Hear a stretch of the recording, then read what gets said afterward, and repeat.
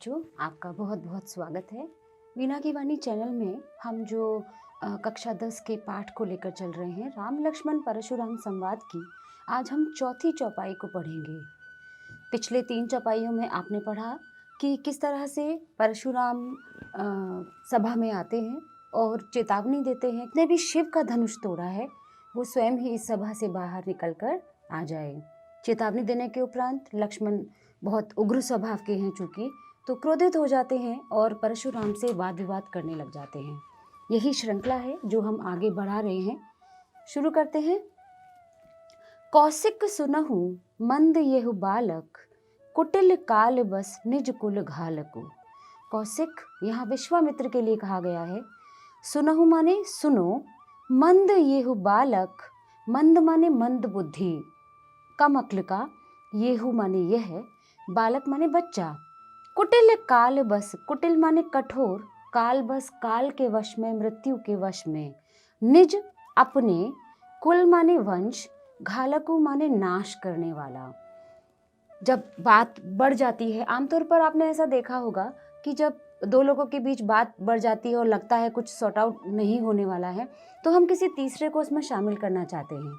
और परशुराम चाहते हैं कि ये बच्चा मुझसे बहस ना करे, और उसके लिए वो विश्वामित्र जो राम और लक्ष्मण को लेकर आए थे वहाँ पर, उनको भी संबोधित करते हुए कहते हैं कि सुनो विश्वामित्र, हे कौशिक, ये जो बालक है बड़ा ही मंद बुद्धि है और ये कुटिल काल के वश में होकर, यानी कि लगता है मुझे इसकी मृत्यु आने वाली है, और ये काल के वश में होकर बोल रहा है निज कुल घालकु, ये अपने कुल का मतलब नाश करने वाला है, ये अपने कुल को खत्म करने वाला है।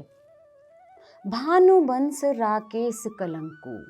इस लाइन पर आप विशेष ध्यान दीजिएगा कि भानुवंश, भानु सूर्य का पर्यायवाची है और जो राम है वो रघुवंशी यानी कि सूर्यवंशी हैं।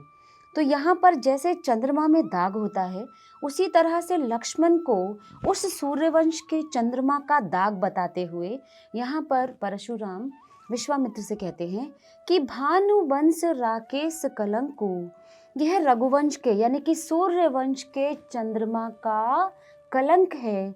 यह जो बालक है वो अपने सूर्यवंश का, अपने कुल का जो चंद्रमा है उसका दाग है, यानी कि अपने कुल के चंद्रमा का कलंक है।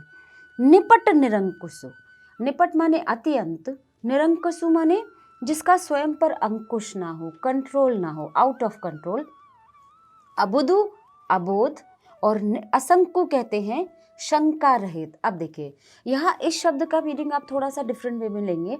असंकु, असंकु माने जिसको किसी अपने ऊपर शंका नहीं है।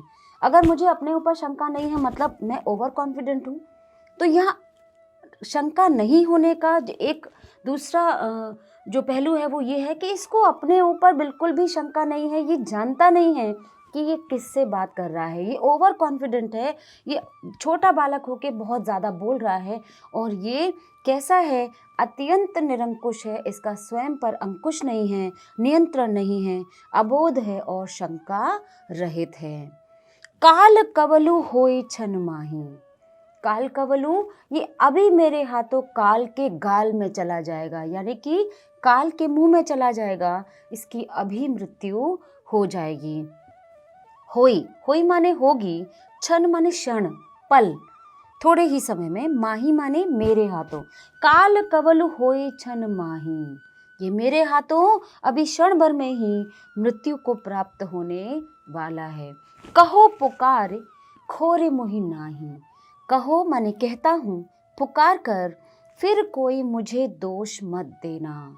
खोरी मुझे मत कहना, कोई मुझे दोष मत देना, और मैं बता देता हूँ कि अगर ये ऐसे ही रहा तो क्षण भर में ही ये मेरे हाथों मृत्यु को प्राप्त हो जाएगा और क्षण भर में ही इसकी मृत्यु आ जाएगी। मैं ये बात सबको पुकार कर कह देता हूँ, फिर कोई बाद में मुझसे नहीं कहना।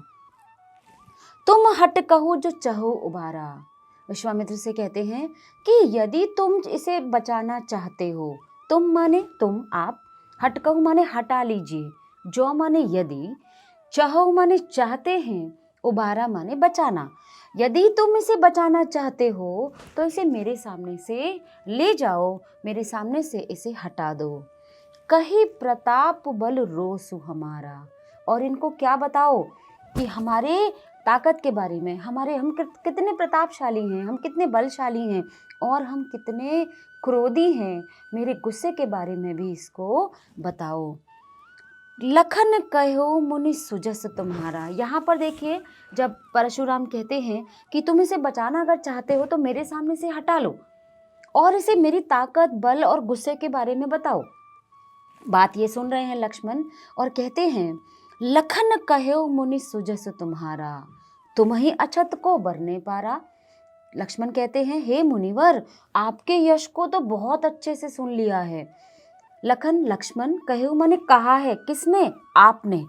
मुनि सुजसु, हे मुनिवर, सुजसु सुयश, आपके जो प्रताप है, जो कीर्ति है, जो बल है, वो सब कुछ तुम्हारा हमने सुन लिया है।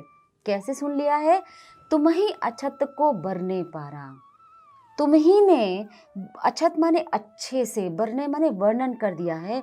तुम इतनी देर से अपनी ही गाथा तो गाए जा रहे हो, मैं ऐसा हूँ, मैं ऐसा हूँ, अपनी प्रशंसा में अपनी बात को कहे जा रहे हो। तो हे मुनिवर, आपके सुयश को तो मैंने आपसे ही इतनी अच्छी प्रकार से सुन लिया है, आपने स्वयं ही उसको इतनी अच्छी तरह से वर्णित किया है कि किसी और से सुनने की आवश्यकता नहीं है। अपने मुंह तुम आपन करनी, अपने मुंह से आप अपने कार्यों को, आपने जो जो किया है, कहते हैं कि जो व्यक्ति अपनी प्रशंसा स्वयं करता है वो निश्चित ही वो दूसरों से ये अपेक्षा नहीं रखता कि हम इतने अच्छे हैं तो हमारा दूसरे भी स्वयं ही प्रशंसा करेंगे। लेकिन जो अपना गुणगान करता है, जो अपनी प्रशंसा स्वयं करता है, वीरों की श्रेणी में वो श्रेष्ठ गिनती में नहीं आता। अपने मुंह तुम आपन करनी, अपने मुंह से तुम अपने कार्यों को, जो जो आपने किया है वो बार बार आप वर्णित कर रहे हैं, आप बार बार कह रहे हैं। बार अनेक भांति बहुबरनी, बार अनेक, अनेक बार, भांति माने तरह से, कि आपने अपनी प्रशंसा को अनेक बार, अनेक अनेक प्रकार से आपने स्वयं ही ऐसे वर्णित किया है कि मुझे उसके बारे में किसी और से सुनने की आवश्यकता शेष नहीं बची है।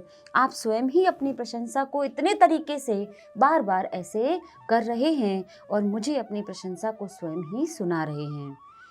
नहीं संतोष तो पुण्य कछु कहो। नहीं संतोष, नहीं माने नहीं, संतोष, आपको यदि इतना कहने पर भी संतोष की प्राप्ति नहीं हुई, अभी आपको धैर्य नहीं मिला, आपको लगता है कि अभी कुछ और कहना बाकी है, तो पुण्य कछु कहो। तो यदि इतना कहने पर भी आपको संतोष नहीं मिल रहा है तो आप कुछ और जो बचा है वो भी आप कह लीजिए। जन रिस रो के दुसह दुख सहु। जन रिस, जानबूझकर रिस रोकना, रिस माने क्रोध को रोकना, अपने गुस्से को रोकना, दुसह दुख सहु, कि आप किसी बात को कहना चाहते हैं और कह नहीं पा रहे हैं, तो ना कह पाने के उस दुख को मत सहिए। अगर आपको लगता है कि अभी भी आपको संतोष की प्राप्ति नहीं हुई, अभी भी आपका कुछ कहना बाकी बचा है, तो आप अपने क्रोध को रोकने का असह पीड़ा को मत सहिए, उस असह दुख को मत सहिए। आप जो कुछ कहना चाहते हैं वो भी कह लीजिए। वीरव्रती तुम धीर अछोवा। इस वीरव्रती शब्द को ध्यान से देखिएगा। ब्राह्मण कुल में जन्मे हैं परशुराम और युद्ध करना उनका कार्य नहीं है। चूँकि हमारे जो वेदों में वर्ग बांटे गए हैं, वेदों में एक जो वर्ग की श्रृंखलाएं होती हैं उसमें ब्राह्मण वर्ग को ज्ञान देने का, क्षत्रिय को युद्ध करने का, रक्षा करने का, वैश्य को व्यापार करने का और शूद्र को तीनों वर्गों की सेवा करने का स्वेच्छा से ये कार्य दिया गया था। तो यहाँ पर वीरव्रती ब्राह्मण जो कि ज्ञान देने का कार्य करता है, परंतु यहाँ ब्राह्मण जो हैं वो युद्ध कर रहे हैं, जो उनका कार्य नहीं है। तो यहाँ पर आपने वीरता के व्रत को धारण किया है, इसीलिए आपको यहाँ पर वीरव्रती शब्द से पुकारा गया है परशुराम जी को, क्योंकि जो है वंश था उसके जो क्षत्रिय राजा थे उनका अत्याचार इतना बढ़ गया था कि ब्राह्मण को अस्त्र शस्त्र को धारण करना पड़ा उन क्षत्रियों से समाज को मुक्त करने के लिए। ये उनका कार्य नहीं है, पर उन्होंने अपने ऋषि को वचन दिया, अपने गुरु को वचन दिया कि मैं सारे पापी क्षत्रियों का नाश कर दूंगा। इसलिए वीरव्रती तुम धीर अछोभा। तुम कौन हो? वीरता के व्रत को धारण करने वाले हो। और तुम्हें धैर्य शोभा नहीं देता। यहाँ पर फिर व्यंग है। कौन सा? ब्राह्मण धैर्य रखता है, वो शोभायमान होता है धैर्य रखने से। एक जो शूरवीर है, जो युद्ध करने वाला सेनानी है, आप ही सोचिए कि अगर जो बॉर्डर है वहाँ पर सोल्जर्स कहे अरे दुश्मन तो आ गया, हाँ चल रहे हैं अभी चल रहे हैं, तो क्या तब तक तो वो मार के भी चला जाएगा। तो वहाँ जो क्षत्रिय है, जो योद्धा है, उसको जो धैर्य है वो नहीं रखना। लेकिन ब्राह्मण कभी भी लड़ाई झगड़े की बात नहीं करता। तो यहाँ पर वो उन्हें याद दिला रहे हैं कि वीर व्रति तुम धीर अछोभा, आपने वीरता के व्रत को धारण किया है, अर्थात वीरों जैसी वेशभूषा आपकी है। आपने धनुष बाण कुठारे सब धारण कर रखे हैं। आपने इतने क्षत्रियों का नाश किया है। तो आप केवल जन्म से ब्राह्मण हैं, लेकिन कर्म से आप क्षत्रिय हैं, और एक क्षत्रिय होने के नाते आपको धैर्य शोभा नहीं देता। गारी देत न पाबहु शोभा, यहाँ पर जो आप अपनी प्रशंसा में गा रहे हैं, जो आप अपनी प्रशंसा में कह रहे हैं, वो कहते हुए भी आप शोभायमान नहीं हो रहे हैं। क्यों? क्योंकि कोई भी वीर व्यक्ति स्वयं की प्रशंसा करता हुआ अच्छा नहीं लगता। लोग उसके पौरुषत्व की, उसके वीरत्व की प्रशंसा करें तब अच्छा लगता है। वो स्वयं अपने गुणों का गान करे, ये किसी क्षत्रिय को शोभा नहीं देता। गारी देत न पाबहु शोभा, और आप यहाँ पर अपशब्द कहते हुए शोभायमान नहीं हो रहे हैं। अब यहाँ पर ये चौपाई आपकी खत्म होती है। इसके आगे दोहा है। इस दोहे में जो लक्ष्मण है वो वीरों के लक्षण की बात करते हैं। वो कहते हैं कि सच्चा शूरवीर कौन होता है। सूर समर करनी करही, कही न जना वही आप, विद्यमान रन पाए रिपु, कायर कथहि प्रताप। सच्चा शूरवीर तो वही होता है। यहाँ लक्षण दिखाया है। एक प्रश्न आ सकता है कि लक्ष्मण ने सच्चे शूरवीर की क्या विशेषताएं बताई है, तो आप यहाँ पर इसी दोहे का अर्थ इसके उत्तर में लिखेंगे। सूर माने शूरवीर, समर युद्ध भूमि, करनी माने करता है, करही कही ना, और जो युद्ध ना करे, युद्ध भूमि में खड़े होके युद्ध ना करे, और कहे ना जना वही आप, और अपने बारे में सिर्फ बातें करे। विद्यमान रन पाए रिपु, युद्ध भूमि में खड़े हो, शत्रु सामने खड़ा है, पाए रिपु, कायर कतहि प्रताप, शत्रु को सामने पाकर युद्ध ना करो, उसे मुंह से प्रवचन सुनाओ, देखो मैं ऐसा हूँ, मैंने ये किया है। तो यहाँ पर वही चीज़ उनको फिर से व्यंग कर रहे हैं कि अगर तुम सच्चे क्षत्रिय हो तो यहाँ खड़े होकर चेतावनी क्या दे रहे हो, युद्ध करो, वार करो। मैं भी क्षत्रिय हूँ और आपने भी क्षत्रिय की तरह वेशभूषा धारण कर रखी है, तो आप यहाँ पर प्रशंसा मुँह से मत करिए, आप अपने अस्त्र शस्त्रों का वार मेरे ऊपर कीजिए, वही आपके ऊपर शोभायमान होगा। तो सूर समर करनी करही, कहीं न जना वही आप। सच्चा शूरवीर तो वही होता है जो शत्रु के सामने क्या करता है, युद्ध करता है, अपनी गाथा स्वयं नहीं गाता, अपनी प्रशंसा स्वयं नहीं करता। और विद्यमान रन पाए रिपु, और युद्ध भूमि में खड़े होकर आप युद्ध ना करें और अपने मुंह से अपनी वीरता की गाथा को आप गा रहे हैं। ऐसा करने वाला व्यक्ति कायर कथहि प्रताप, वो शूरवीर नहीं कहलाता बल्कि कायर कहलाता है। तो यहाँ इनडायरेक्टली परशुराम को लक्ष्मण ने कायर की उपमा दी है। बहुत अपमान हुआ यहाँ पर। तो व्यंग में एक छोटा बालक है लेकिन क्षत्रिय है, उग्र स्वभाव का है और वो युद्ध की भाषा को समझता है। यहाँ पर परशुराम को वो बहुत कुछ ऐसा व्यंग में कहते हैं जो परशुराम को सहन नहीं होता। यहाँ पर अनुप्रास अलंकार आपको मिलेगा। भानुवंश राकेश कलंकु कि तू सूर्यवंश के चंद्रमा का कलंक है। आप रूपक अलंकार यहाँ पर ले सकते हो।